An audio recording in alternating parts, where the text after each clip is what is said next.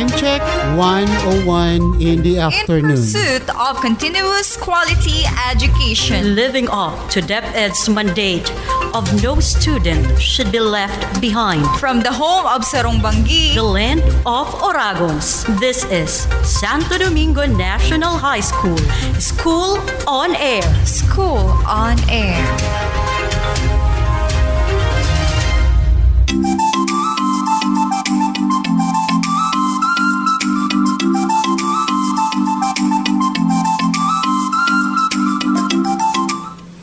A pleasant afternoon, everyone, especially to Grade 10 Picasso, Archimedes, Fleming, Rutherford, Pythagoras, Watson, and Franklin. I hope you are alive, alert, and awake because afterward you will not only learn but also enjoy the activities. So, I hope you stay with me all the way. I am Teacher Roniel from Santo Domingo National High School, Junior High School Department.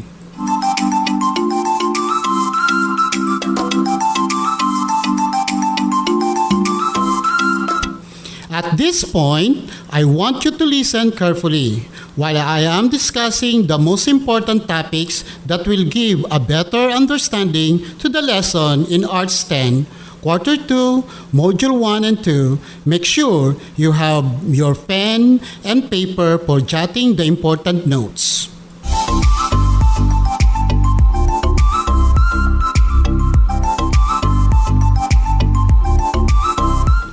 Before we start with our lesson, I will give you first a minute to prepare yourself.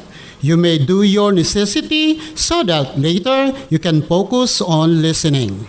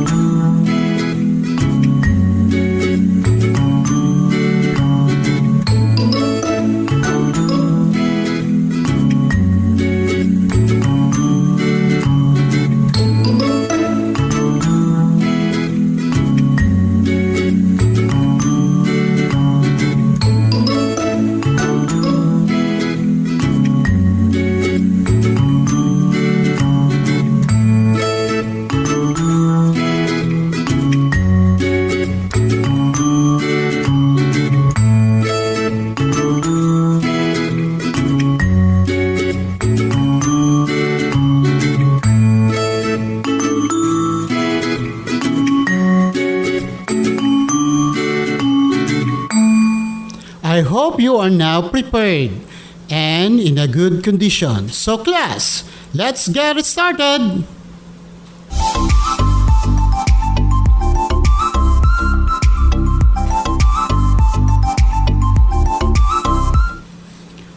Our lesson for today is about the elements and distinct characteristics of technology-based production art. Let's review first. In Quarter 1, you have learned how the modern art forms started.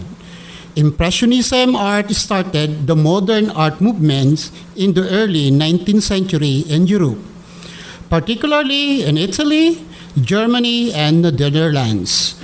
Consequently, other modern art forms emerged such as Impressionism, Abstractionism, Abstract Expressionism, Installation art, and performing arts. This modern art form becomes the foundation of the existing 21st century art, which will be discussed in this module.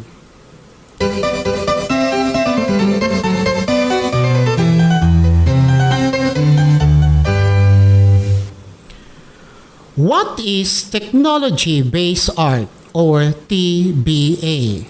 Is computer-generated or manipulated visual arts. Modern digital artists employ the ever-expanding powers of image manipulation program in application to create their masterpieces, which can appear in an entire range of media, whether as physical output or virtual experience.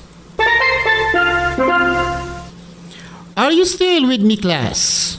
What are the elements of arts applied to technology-based art? The elements of art will help you identify and interpret an artwork easily.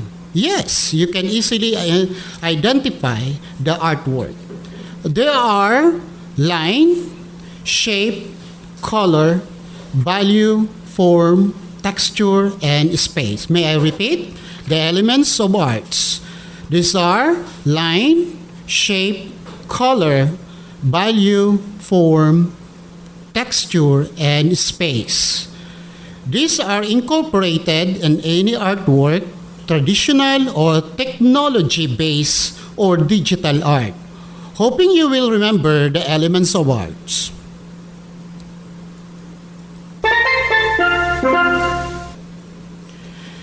May I discuss with you the definition of each element of arts? Kindly listen carefully. Class, are you ready? Line, the distance between 2 points, or the path or a moving point. Taking any form along the way, it is express action. Shape, a figure of a particular condition that outlines anything that you can see. Color, different hues, shades apply in arts and design. Value, the use of lightness and darkness of color. Shading and highlighting in artwork. Form can be created by the forming of two or more shapes or as a three-dimensional shape such as cube, pyramid, sphere, etc. Texture, quality of a surface or the way any work of art is represented. The last elements of art, which is space, refers to the distances or areas around, between or within components of a piece. Now class, do you understand the importance of elements of arts in a particular art piece? Can you now identify the elements of arts in a particular artwork? Yes or no? Yes, you can do it.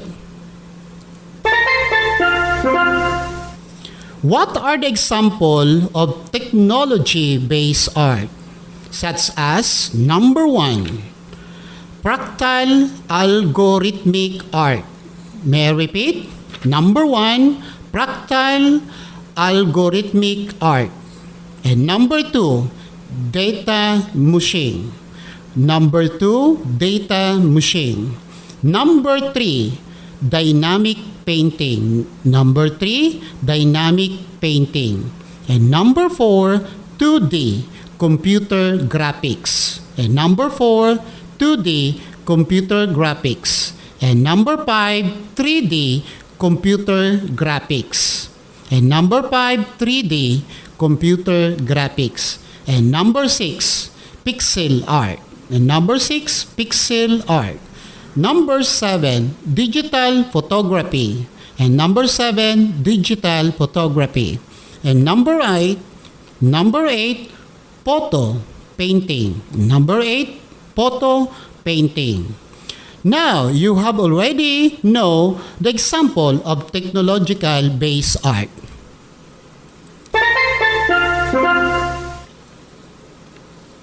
Digital art is an artistic work or practice that uses digital technology as part of the creative or presentation process. Since the 1960s, various names had been used to describe the process, including computer art and multimedia. Digital art is itself placed under the larger umbrella term new media art. This digital art is biggest opportunity for all of us because are now in the digital world. We have a lot of gadgets that we can use for this art.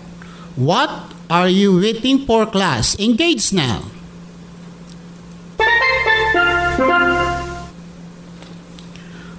What are the base up for digital art? Such as number 1, art set. Number 1, art set. And number 2, Inkis. Number 2, Inkis. Number 3, Art Studio. Number 3, Art Studio. Number 4, Brushes Redux. Number 4, Brushes Redux. And number 5, Fixaki. And number 5, Fixaki. And number 6, Infinite Painter. And number 7, Artflow Studio. Number 7, Artflow Studio. And the last one, which is number 8, Paper Color. Number 8, Paper Color. That all of the following are the best app for digital art. The following apps can be help you to harness your potentials and skills in engaging the digital art. What are the foreign artworks and adaptation of Filipino artists? May I repeat? What are the foreign artworks and adaptation of Filipino artists? Exhibits of computer art or technological-based artwork became highly popular and critically acclaimed as digital artists or computer art master or superstar came to the fore in Europe, Russia, and the United States. Who are they? Are ready to know the person behind this? Are you ready to know the person behind this? Okay, let's discuss. Eugenie Parvinov. May I repeat? Eugenie Parvinov. He created this brilliant mosaic illustration for Rolling Stone magazine. He also created work for clients including Wired and GQ. May I repeat? The first, Eugenie Parvinov.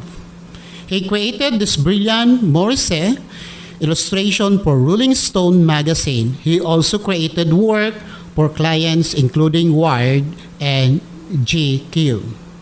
And number 2, Kea Odeker. Number 2, Kea Odeker, a versatile fantasy artist who created digital arts from Great Britain. Drawing dragons were her favorite things to make. May I repeat? Kea Odeker, a versatile fantasy artist who created digital arts from Great Britain. Drawing dragons were her favorite things to make. And number 3, Sean Ferry Herbert. Number 3, Sean Ferry Herbert. He was an independent visual artist of algorithmic art, drawings, and mixed media. Next are the Filipino digital artists. Here we go. Filipino artists, Vincent Rafael Aseo. May I repeat? Vincent Rafael Aseo. He is an independent visual artist of algorithmic art, drawing, and mixed media. And next to that is Ronnie Del Carme. May I repeat? Ronnie Del Carme. He is the co-director of the animated film Inside Out. As animator in Warner Bros. and became a storyboard artist for Batman, the animated series. May I repeat? Ronnie Del Carme, he is the co-director of the animated film Inside Out, an animator in Warner Bros. And became a storyboard artist for Batman, the animated series. Hoping you will equip your knowledge in technological-based art. I encourage everyone, if you want to engage digital arts world, engage now. Learn on how to harness your capability as an artist. What are you waiting for? Do it now.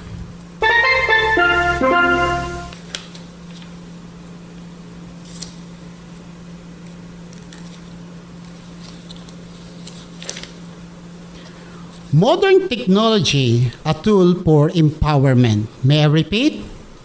Modern technology, a tool for empowerment. what does it mean?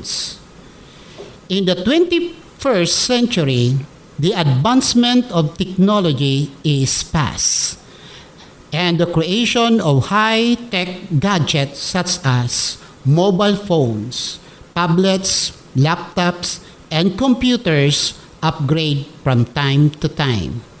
This new technology had become a necessity to all human beings. Are you agree? For communication and entertainment purposes. In the field of arts, there are developments in terms of the processes of creating artwork. Artists became more interested to the so-called digital-based art, and they were able to explore and develop their skills and talents in this field. Below are the reasons why digital artists use modern technology as a tool for empowerment. A form of communication. It is express idea through visual elements and principle in artistic advancement and creative way. Symbols and signages are typically examples that give important direction or instruction that need to be followed. Digital poster slogans are also powerful tools to convey messages of different issues. Accessible to mass consumption. May I repeat? Accessible to mass consumption. With the ability of modern technology, digital artworks are easier to access and share in the different social and multimedia platforms. Wider range of art forms to produce. May I repeat? Wider range of art forms to produce. With the different application and software available in making digital artwork, artists have many choices to the kind of artwork they want to produce at the comfort of making their masterpieces. They can explore and develop their skills, talents, and self-confidence further.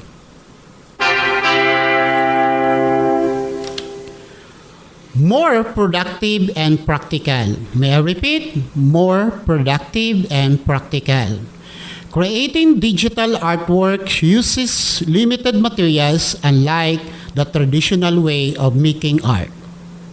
It is also easier to manipulate this modern art gadget by simply undoing committed mistakes in the art piece. In terms of productivity, digital artwork are easier to create and sell.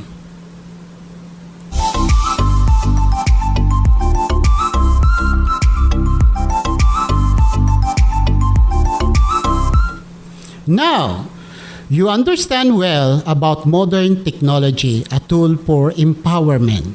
Let's do an activity to recapitulate our lesson for today. Are you ready, class? Let's do it. Can you enumerate the elements of arts apply to technology-based art? May I repeat? Can you enumerate the elements of arts apply to technology-based arts? Go, go, go! What is a computer-generated or manipulated visual arts? May I repeat? What is a computer-generated or manipulated visual arts? I know you can do it. What are the examples of technology-based art? May I repeat? What are the examples of technology-based art? Kindly recall our lesson while ago. Your answer for this activity should write on FB group or personal message or please write your answer on a paper sheet and pass during the distribution and retrieval of module. I am waiting for your answer.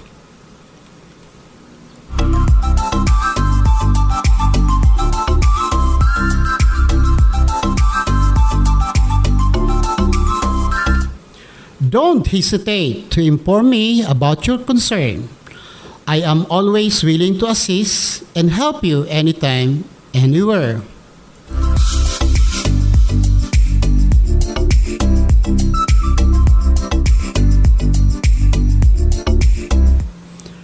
According to Anonymous, when you take technology and mix with art, you always come up with something innovative. May I repeat? According to Anonymous, when you take technology and mix with art, you always come up with something innovative. Be inspired these quotes. If you try the first step of your dream, then continue until you succeed.